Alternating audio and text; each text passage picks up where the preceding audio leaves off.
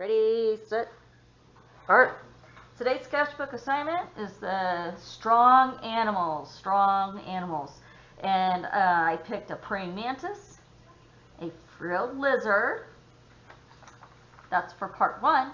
Part two will be a markhor. It's this interesting goat. Look at all that hair and these interesting horn shapes. And then a harpy eagle, the biggest eagle in the world. They're gigantic. Now, what is this for? Well, I wanted to pick animals that had a lot of structure to them as inspiration for our animal in the cubism style. And the animal that I picked, this is also known as a strong animal, is a horse. So I took a horse sketch and I translated it into a cubism design, and that's what you see right here. You can see why it's called cubism.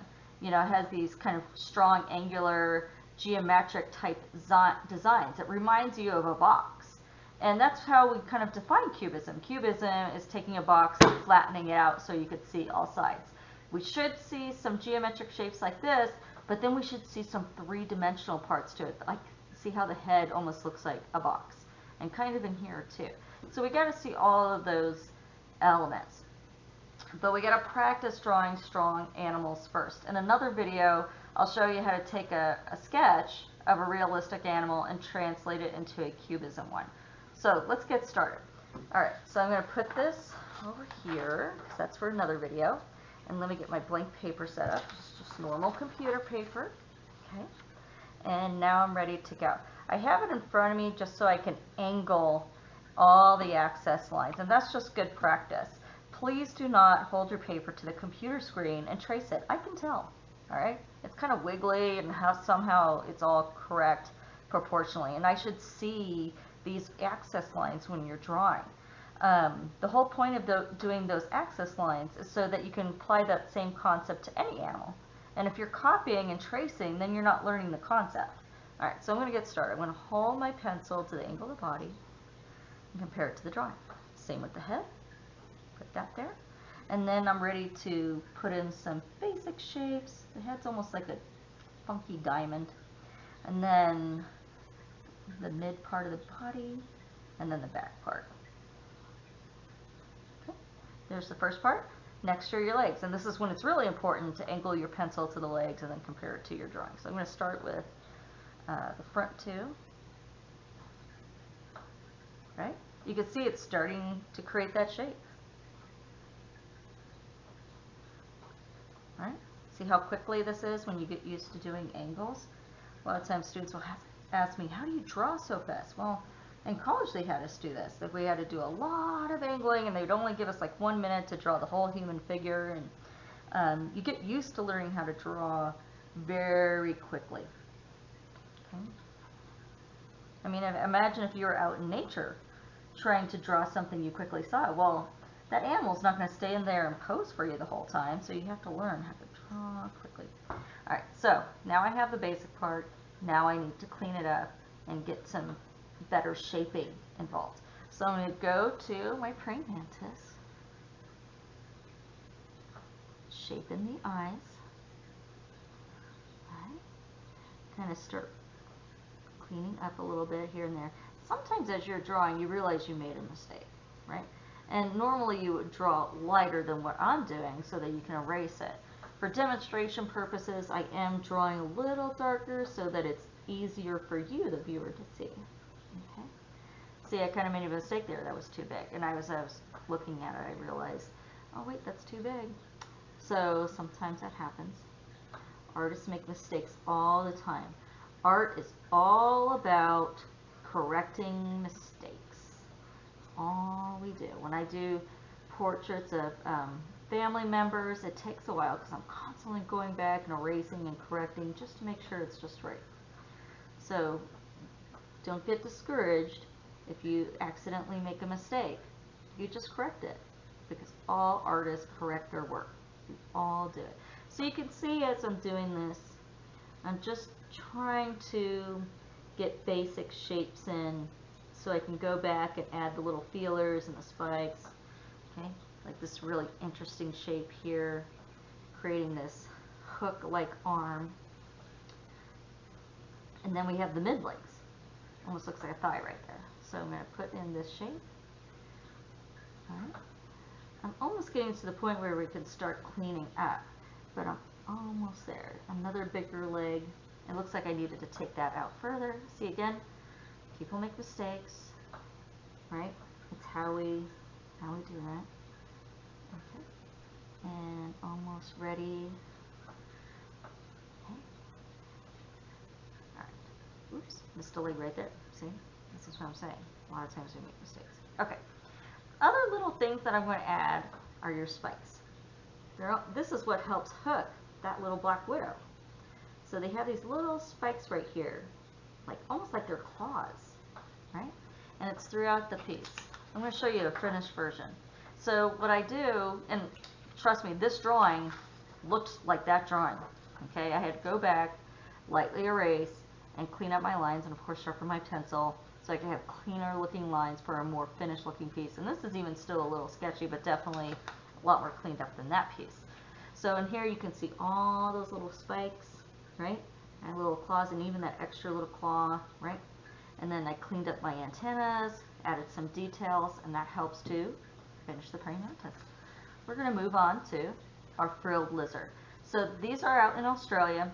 They have this really interesting flap shape coming off the body, and so when they get into defensive mode, that normally it's tucked back, but when defensive mode it spits out.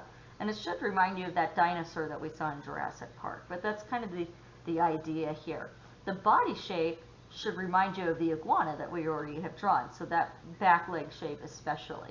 So this shouldn't be too difficult, it's more getting this shape just right. So I'm going to put this right here, and I'm going to move this white part right here so I can, that way it's a little easier for me to figure out the angle. Okay, so I think the first part I'm going to do is the spine. In general, you go with the spine first, okay, and then up to the head, right? So I did the spine, the neck, and the head, okay, and then from there I have a tail shape, right? Now I can kind of fit in the body, and that will be corrected more as I go. Get in the leg, get in that part of the leg. Okay, so you can see how I kind of try to quickly do angles. And see, right now I can see I didn't put up the tail far back enough. Okay. So I can fit in that foot. We have erasers for a reason. They're there. Okay, now let's do this basic shape. All right, so I'm going to add this in. Okay, it kind of goes up and around and kind of flaps down, and then we have that shape. Let's go ahead and fit in this head.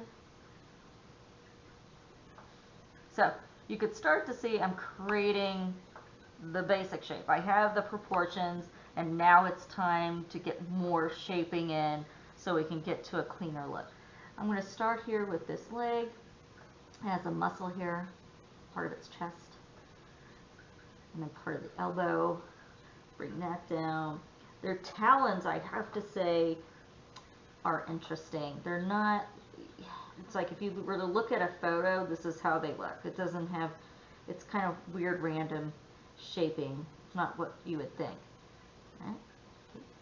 Let's do this back leg. This back leg is so odd, right? Because it kind of tucks back like this. And I'm going to erase that axis line I put in so you can see. Oops. Alright. And then this back leg. Now look at these claws. Sorry. You'd think they'd go this way, right? Because of how these are. But instead they're clinching this way. Okay? So that's a unique feature. And we see that in the iguana as well. So it's an odd one. Odd, odd, odd. Okay. That's another basic shape. Let's get this part of the leg in. And again, they have weird legs. So if you were to look at this frilled lizard, you were to look it up, you'd say, huh, all right. So now that I have this part, I'm just going to kind of clean up some of my lines, erase those out, and I can start shaping this head. I generally start with the eye, move my way. And drawing, realistic drawing anyway, drawing from observation, is said to be 50% drawing and 50% observing. And I'd say that's about accurate because you're constantly looking back and forth to look at the actual shape of it. All right. So one of the things that I thought was interesting about this frilled lizard as well is even though it's in defense mode, it has a sleepy eye. If you were to look it up, their eye is not as wide open as you think it would be. I don't know why, but I would, I mean, if we were doing cartoon drawing, I have a feeling that in Disney they would probably make the eyes a lot more wide to emphasize that it's in defense mode. I'm just putting in a few little jagged teeth. They don't really have high teeth. It kind of reminds me of a chameleon. It's just kind of like grips almost. Alright, so now I'm going to work on this frilled part. So I want to start with this outside part. It kind of frills out, and the way it kind of reminds me of is an umbrella. It has these lines that web out like this, and then you kind of start creating this organic shape. It's not geometric. It should remind you of how a flower is, which means it's irregular. I do like this flap, so if you just add this part here and then go, oops, maybe I should erase it.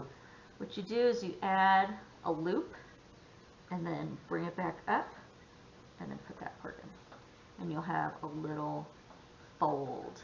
And that's kind of a neat little detail. Okay, so I'm at the point where I have a really distinct sketch and it's time to clean it up. So I would lightly erase it, sharpen my pencil, and clean it up so it looks more refined. One of the little details I added is these little sketchy lines, and you might think, what's that for? Well, if you were to look at a picture of a frilled lizard, there's colorations within here, so it kind of goes from dark to light to dark to light. So this is really just indicating the color changes within the frilling. Okay, and then of course I cleaned up the lines here to finish that piece. All right, that's part one. Next will be part two. Thank you.